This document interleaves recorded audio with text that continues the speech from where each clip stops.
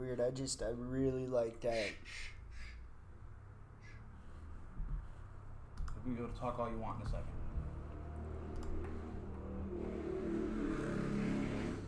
Oh, fucking motorcycles. Welcome to Two Sweet Lambruscos. That's what it's called. High tea with the Lambruscos. Okay. Yeah, that's what we named it. So thank you for coming on and helping me hopefully work out these kinks. I appreciate it. I know that I don't sound excited, but I am. I'm just tired. Thanks for inviting me on. Finally, I the help last you time out all the time. Yeah, the last time you were on, you were talking about getting molested at the Wonderland Ranch. I think the accusations are false. Firmly believe that the accusations What are I'm false. accusing you of now? No, Michael Jackson. There was no molestations going on at the Wonderland Ranch. I think that he did have the kids over, and I think that he played. But I don't think he I don't know, man. He wanted to feel like a kid. Who knows? I just don't ever want to think that the guy that wrote Thriller did that. I mean, you got to separate his music from his personal life. But it's hard to do that. It's a lot easier to do that with R. Kelly. Yeah, see, I don't listen to R. Kelly. Yeah, I don't either. But that dude, after 10 years of... Oh, Jesus, Chan's calling me. Hold on.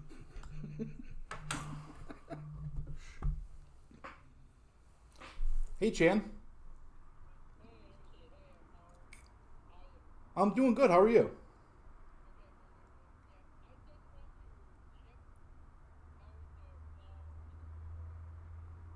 Oh yeah. The flow's great.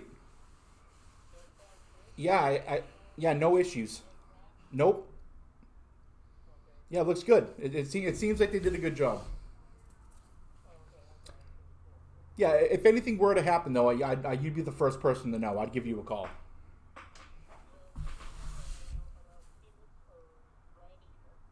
What's up?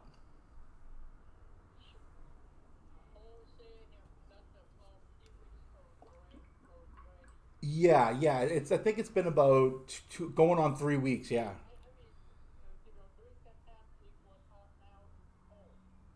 Right.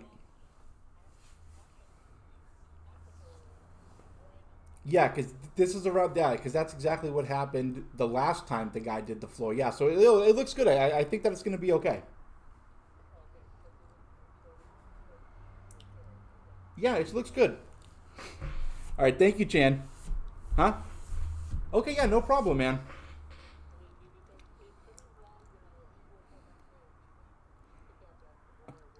Yeah, absolutely. Absolutely. All right.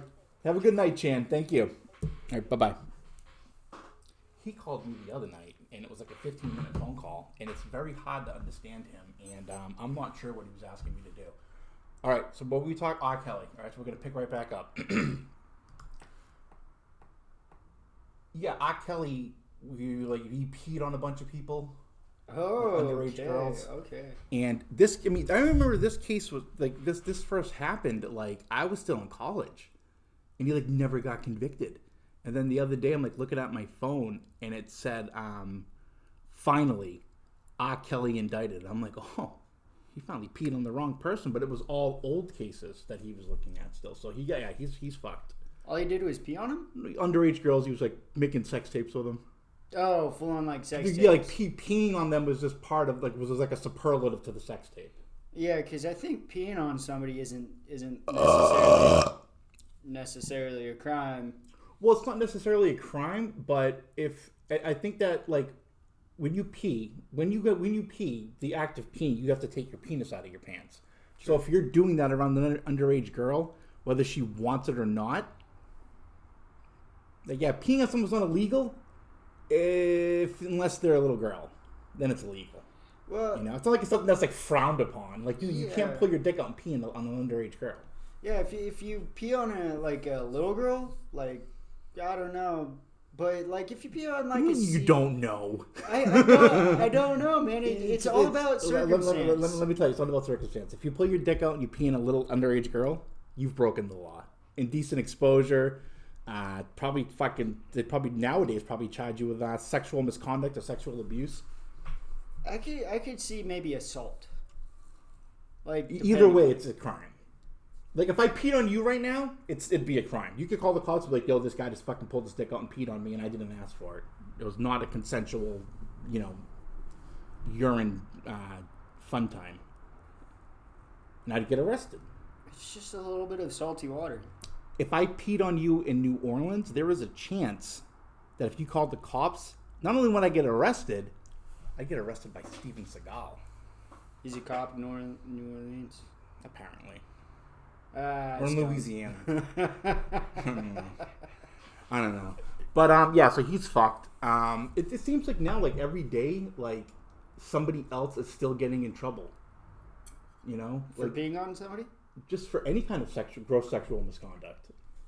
Like when BJ and I were doing the podcast 2 weeks ago, I think, he was like, yeah, now all Gene Hackman, well, not Gene Hackman, Dustin Hoffman's movies are coming off. I'm like, what, did Dustin Hoffman do something? It's like, dude, like, out of all the male people in Hollywood, like, honestly, you could probably, like, say a name, and chances are something happened. Like, I had no idea that the dude from Silicon Valley was in a bunch of trouble for, like, choking a girl and, like, raping her. The dude that played T.J. Miller. The really loud, obnoxious one with the curly hair. Yeah, I've never watched Silicon Valley. Yeah, well, he's in trouble. But I believe it. I definitely believe it. I mean, I'm still stuck on Bill Cosby, man. And we talked about him a lot last weekend. That was a huge disappointment to me. Mm-hmm. I grew up watching Bill Cosby. Yeah, me too. Like Nick at Night, they played reruns of it, and I really love that show, and I love Bill Cosby. Like he actually like made like the honky fashionable, like a Oreo fashionable, like black on the outside, but like, dude, the Huxtables, dude, they were a white family. Yep. They were definitely wholesome. Yeah, the opposite of black. I wouldn't say that. Well, I just said it. You don't have to. What? What? Yeah. Have you ever watched any of those shows on like A&E, like Lockdown of the First 48, or like they're always black? There's some pretty unwholesome white guys too. Yeah, well, yeah. They're always going to be like, sprinkled in. White people are no better than black people. But when you say the word wholesome family in America, an African-American family is not the first thing that pops into your head. I think the Obamas are the most wholesome family I know. Dude, but Obama's mad niggerish. Have you ever like really heard him like when he did like that episode of Comedians Getting Cars with Jerry Seinfeld and this other things, like when he's like playing pickup basketball and stuff? You see him like throwing elbows. Like Obama's a G, shit. Dude. Yeah, Obama's a G. Shit, but that doesn't make him any less wholesome. Well, think of it this way, dude. He was the first president to serve 2 terms, 8 years. Not only was the only black president to ever serve as president, let alone 2 terms, he was the only president to walk out of the White House with like no scandals, like nothing, dude. And like the way this country is and the way they go after African Americans, that is unbelievable. That he was able to walk out of that, like, just did my job, Oh, and he did a good job as president. I think so too, and I think that if that shit with Israel at the end was a little upsetting, but I'll let it go. But he brought I'll let it go. America I said together. I'll let it go. No, he didn't. He divided America because of all the racist. Well, all those people that didn't like Obama, all of them started to pop up when Trump got elected. And there's always going to be that type of person in America. All he did was bring people together that already like had, a good moral compass, that didn't care what color his skin was. Those are the people that you want to bring together. No, exactly. But you still got to think about like the other people that don't want, like, all those other, like, those Trump supporters were out of their fucking minds.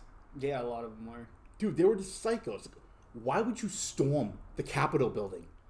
Like, what do you think? What did you think you were going to call? Do you think that behavior, they'd be like, okay, no, you're right. We'll let him be president again. Maybe the votes were wrong.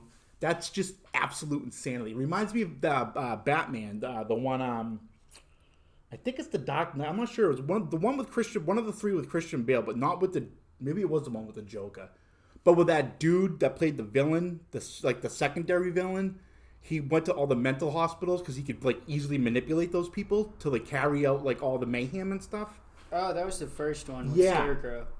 That's exactly how I like when I think of Trump. That's what I think of. You go after the stupidest, most easily manipulated people. Where do you go? The Midwest. He was very good at it too. Yeah, well, dude, it's not that hard. Come on, Iowa, like Nebraska. We're not looking at Rhodes Scholars. Well, do you remember during the election, even in Huntington Beach, you'd see the Trump supporters just on the weekends, they'd all jump into their trucks and drive up and down PCH. Dude, Huntington Beach hosted a White Lives Matter rally. Yeah, that's retarded. Was probably the moment in my life where I was most like just ashamed and embarrassed to be white. I don't think they represented any of the rest of us. It didn't, but still. It's like, dude, come on. White Lives Matter? Yeah, no shit. They've mattered for 2,000 years. That's why Black Lives Matter, because we're not fucking giving them anything that they need. We're not disenfranchised. We're white. We'll be fine. Yeah. You know, that was just absolutely horrible. My mother called me and she was like, what the fuck is going on over there? And I'm like, apparently there's a bunch of white people in Huntington Beach rallying for White Lives Matter. And she was like, is this a joke? She's like, is this, she honestly thought that it was like a joke, like some kind of like big seismic prank. I'm like, no, they're really doing it. Yeah, and I wasn't surprised either when it happened. I wasn't surprised. Well, neither was I. I mean, I wasn't surprised when I heard about it. I was a little surprised when I actually found that it was real and they were carrying it out. You know?